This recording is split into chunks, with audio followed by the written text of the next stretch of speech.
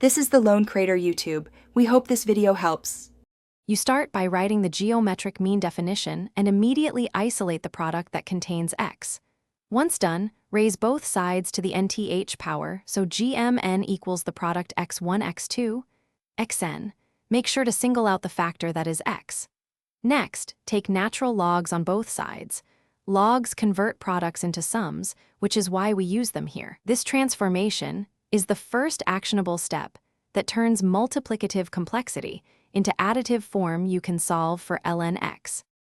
Now carry out the algebra to isolate ln x. Start from n ln, gm equals the sum of all ln, Roman 11. Separate the single ln x term from the rest. Once you isolate, subtract the sum of the other logarithms.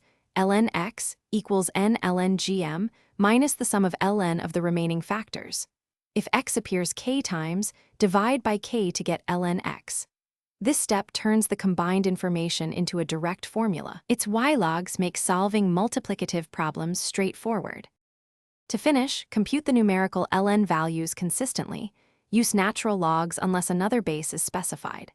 Once you have ln x, exponentiate to recover x. X equals e ln x. Make sure to check units and any multiplicity factors used earlier. If the result is undefined or negative, troubleshoot by verifying none of the original inputs were 0 or negative, because geometric mean requires positive values. If you find an invalid input, correct or remove it and repeat the log steps. Thanks for watching. Consider subscribing if we helped you.